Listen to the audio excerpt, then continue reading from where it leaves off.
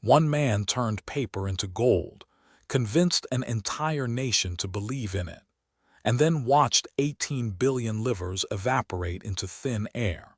His name was John Law, and in the span of 3 years he became the richest private individual on earth, and then destroyed the economy of France. In 1720, the Mississippi bubble collapsed, wiping out the savings of hundreds of thousands of French citizens, and triggering a financial catastrophe so severe that France would not recover for decades. This is the autopsy. Let's open the body. John Law was born in Edinburgh in 1671, the son of a goldsmith. He was brilliant, charming, and dangerously good at mathematics. He understood something most people in his era did not, that money is not gold. Money is confidence. He had killed a man in a duel in London in 1694 and fled a death sentence, spending the next 2 decades wandering Europe, gambling, studying banking systems, and writing economic treatises that most governments politely ignored. France, however, was desperate. By 1715, the French crown was effectively bankrupt. King Louis Roman XIV had spent his entire reign building Versailles, fighting wars, and importing luxuries, leaving behind a national debt of approximately 3 billion livres and an empty treasury.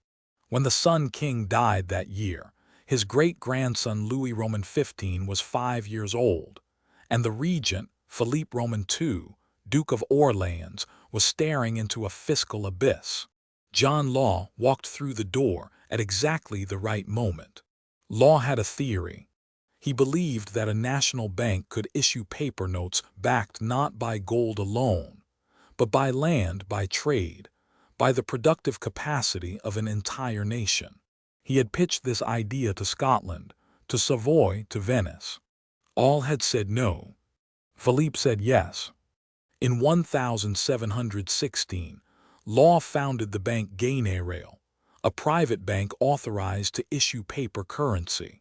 The notes were accepted for tax payments, which gave them immediate legitimacy. The French economy, starved of circulating currency, responded. Trade picked up. Confidence returned. For a moment, it genuinely worked. But Law was not finished.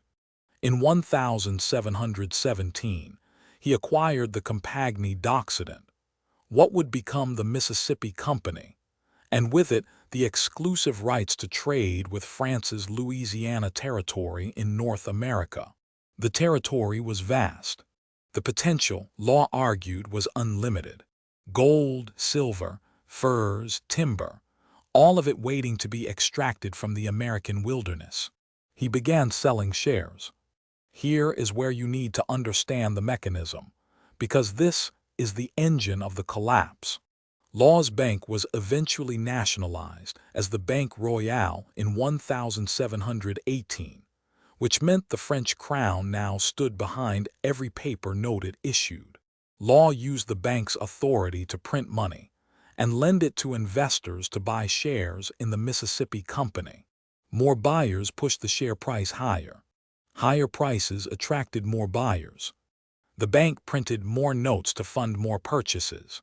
The share price rose from 500 livres in 1719 to 10,000 livres by January 1720, a 20-fold increase in under a year. France went mad. Aristocrats sold their estates to buy shares. Servants quit their posts and became speculators overnight. The word millionaire was coined in Paris during this period to describe the new class of paper-wealthy citizens the scheme had created. Streets outside Law's offices were so crowded that people fainted in the crush. A hunchback allegedly rented out his back as a writing desk for investors signing purchase documents. By the peak, Law was arguably managing more wealth than any private individual in the history of Western civilization up to that point. He converted to Catholicism to become France's Controller General of Finances, effectively, the most powerful economic official in the country. Then the arithmetic caught up. The Louisiana territory, it turned out, was not filled with silver and gold. It was swamp. Reports filtered back from colonists, disease, hostile terrain, almost no infrastructure. The promised dividends did not materialize. A few sophisticated investors, the Prince de Conti notably among them, began to quietly sell. They converted their shares to banknotes, then converted the banknotes to gold coin. Word spread. In February 1720, the bank and the company were merged in an attempt to stabilize the structure.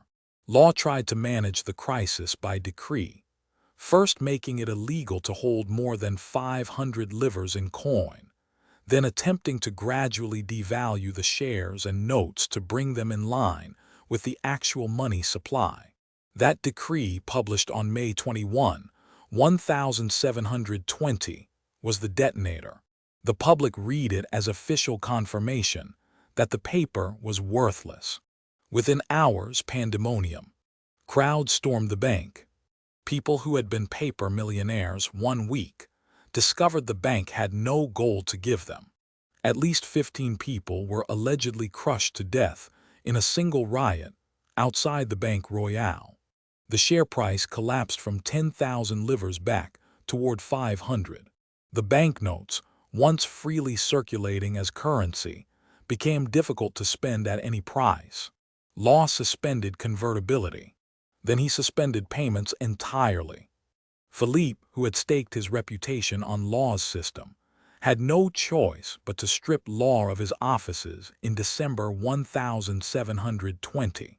Law fled France in a carriage in the night, allegedly with almost nothing. He had arrived a fugitive, and he left one. He died in Venice in 1729, largely penniless, reportedly still rioting economic theories in rented rooms. The aftermath was catastrophic and lasting. The French middle class, which had briefly existed as a speculative phenomenon, was essentially wiped out. Trust in paper currency was so thoroughly destroyed that France resisted central banking for generations. Historians argue this financial trauma contributed to the conditions that made the French Revolution possible 69 years later. The national debt that Law had promised to eliminate was, if anything, worse.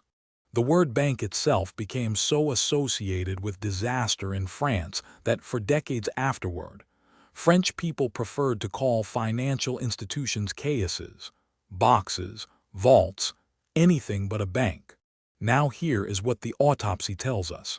John Law was not simply a fraud. He understood monetary theory in ways his contemporaries did not. His insight that money is confidence, not metal, is the foundation of every modern central bank on earth.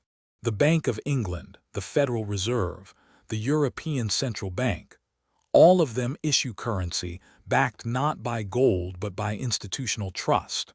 The difference is that modern systems are constrained by regulation, by independence, by the hard lesson of what happens when the note-printing machine is connected directly to the share-selling machine, with no circuit breaker between them. Law's fatal error was not the theory. It was the leverage. He used the bank to fund the bubble and the bubble to justify the bank. And when confidence broke at any single point in that loop, the entire structure collapsed simultaneously. 18 billion livres. A country's savings. A decade of recovery. All of it the price of confusing confidence for substance, and forgetting that when everyone rushes for the exit at once, there is never enough gold behind the door.